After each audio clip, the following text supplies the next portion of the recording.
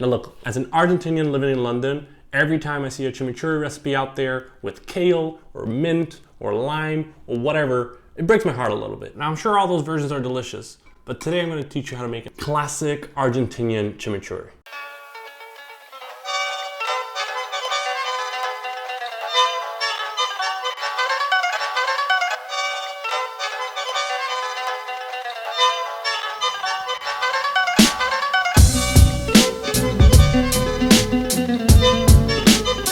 So chimichurri is a super classic, traditional Argentinian sauce. We put it obviously on kind of steak famously, but really you can put this on anything. I use this on chicken, I use it on fish, even on kind of roast potatoes. It's a super versatile sauce. The sauce has been around forever. Rumor has it that it was invented by an Irish immigrant called CHIMICHURRI, who was trying to replace Worcestershire sauce.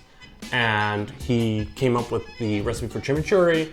People used to call him Jimmy Curry. And then his name kind of pronounced badly eventually led to kind of chimichurri. So that's kind of the folk version of the story. Now, I don't know exactly who made it, how it started, how it got the name. I do know it's absolutely delicious and super easy to make. So let's do it. You only need a handful of ingredients. First off, some fresh parsley, some garlic, some dried oregano, some bay leaves, some red chili flakes, extra virgin olive oil, some red wine vinegar, and finally some salt, and some freshly ground black pepper. Now the first thing we gotta do is separate the parsley leaves from the stems. This step is totally optional, but feel free to kind of skip ahead. I just kind of try and get these kind of little leaves out of the stems. You're still gonna catch the little stems, but as long as you get kind of the big ones out, that should be plenty. And make sure you kind of keep them on the side. These are great for making stocks later on. Now I'm going to go ahead and speed this up a little bit.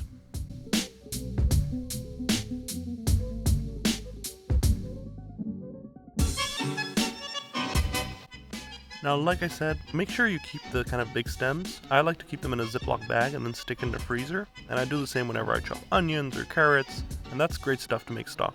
I can make a video about that later on. Now next we'll have to chop the parsley as finely as you can. I like starting with kind of some big rough chops and then just really go to town.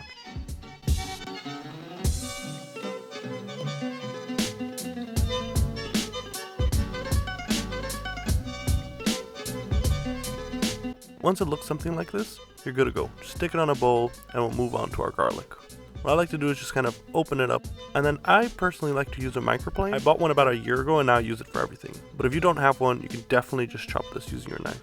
Now in terms of quantities, it really depends how much chimichurri you want to make, but the important thing is the ratios.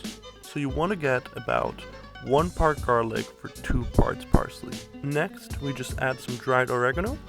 Now again, the important part is the ratio, so you want to get about the same parts oregano as you did garlic. Next up, some red chili flakes. Now, you want about half a part red chili flakes for every part garlic. Now, this kind of depends on taste. If you like things a little bit more spicy, feel free to add a little bit more in. If you're less into spice, just add a little less. Now, for our wet ingredients, we're going to use a classic vinaigrette ratio. So that's 3 parts oil for every 1 part of vinegar. Make sure you add your oil and vinegar a little bit at a time. You can always add more, but you can't really take it away. Now give that a really good mix. We want the sauce to be fairly thick, so once it looks something like this, we're about done. Now we'll add a little bit of salt and a couple grinds of black pepper. And I almost forgot the final ingredient, 1 or 2 bay leaves. Just split them up and just add them right in. Give it a little mix and you're good to go. Now with this, you really do want to leave it overnight if you can. You give everything time to really mix and all the flavors to really blend. If you kind of didn't plan ahead or you need to have it sooner than that, what you can do is right before you put the vinegar and the oil, you can add a little bit of lukewarm water to the spices.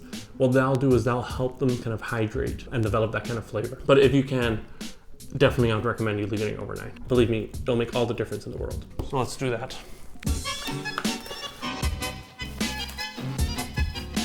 Tell me that's not beautiful.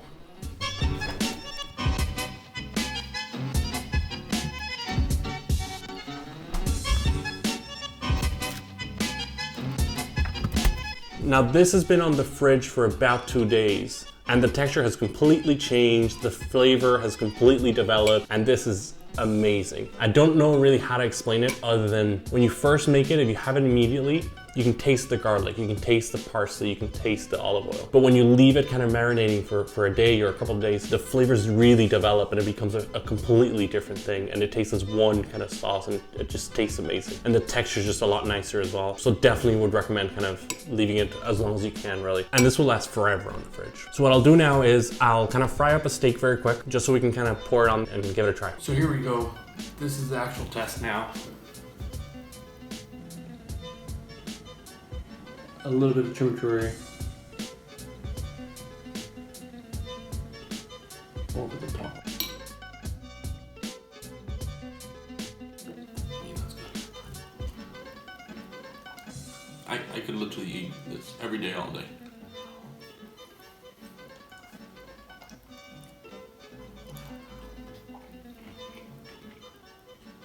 I hope you make this at home because it's really good. Beats the kale chimichurri, that's for damn sure. Give it a shot. Let me know what you thought. More recipes coming next week.